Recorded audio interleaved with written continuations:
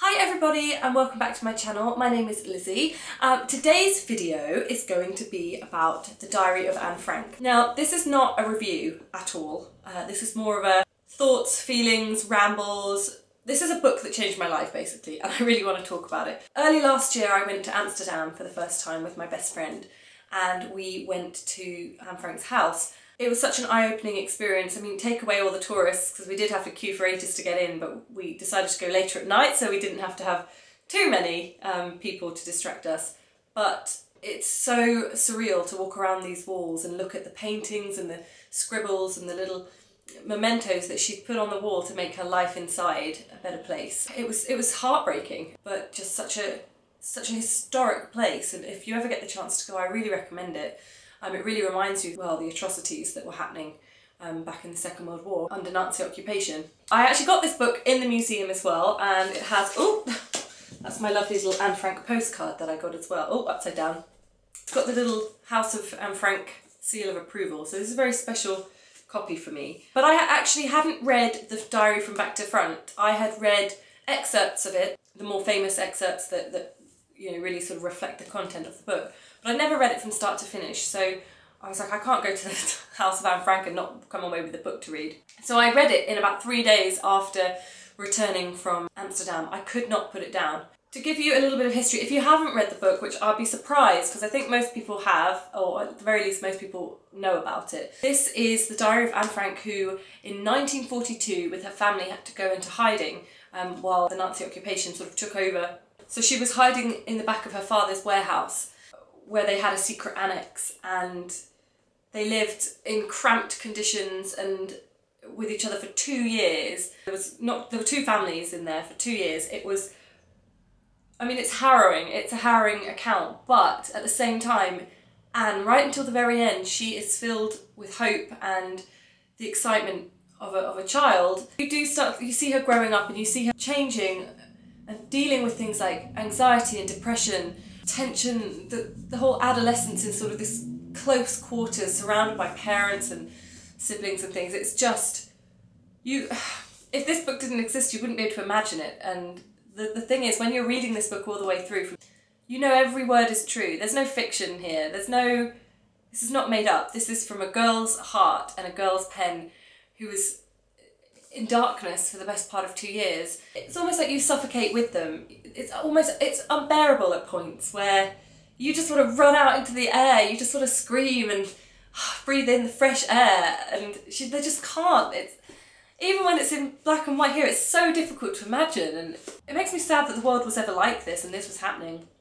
I mean, don't get me wrong, we don't live in the best place these days with all sorts going on, but this is a historical document that I think needs to be, well, I'm sure will be read and studied from years to come.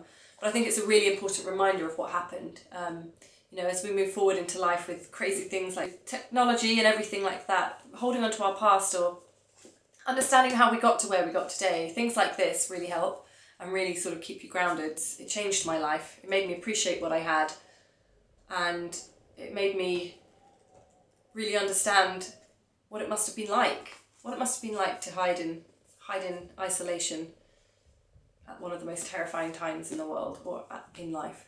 And I think what's most difficult about this book when reading it is you know how it's going to end.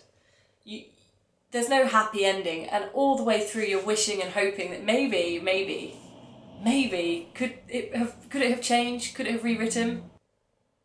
I think the saddest thing is how it ends, actually. It's, you know it's a bad ending, or you know what's happened to, or you can imagine what happens to Anne afterwards, but it just ends on a normal entry and there's nothing else written. The last lines in the book are, "If only there were no other people in the world. Yours, Anne M. Frank." And then there's just a tiny note that says, "Anne's diary ends here." And then you get an afterword that sort of fills you in on what actually happened. And I think that's the moment where it sort of smacks you in the face. It feels, you're emotionally connected to Anne the whole way through, despite knowing what happens, and still it makes it no easier at the end for when she disappears and she stops writing. She's such a lovable person, and she writes everything. She writes all the things in here that you that you would put in a diary. So there's complaints about your mother, there's complaints about your father and your sister, there's talk about boys, there's hopes and dreams, and it's just such a picture of one girl. And then you multiply that and you think, how many other girls and boys were like Anne at that time and what happened to them? And you know, this is one girl's life, and through her father managing to publish the book, we all know her story, we all know what happened to Anne Frank, but you are left with all those questions about what happened to everybody else. What happened to all the others that were like Anne. And the thing about this is there's not graphic detail. You're not taken through concentration camps. I think partly why it's so heartbreaking and harrowing is that it's all up here and you have to imagine it, and you know where she's going and you know what's happening to those around her. If you haven't read this book, I wholeheartedly recommend it for not just a history lesson, but also it's an iconic book that I think every girl and boy, but every girl should read, almost to help appreciate what you have in your life. What I find crazy is just how well written it is for for somebody who was 13. It has been edited, obviously, but by her dad.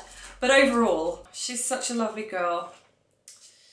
That's my passionate ramble about the Diary of Anne Frank. Thank you so much for watching. If you liked this video, please let me know in the comments below. I'd love to know if you've read the book as well and what you thought about it. And yeah, I will see you next time. Happy reading. Bye!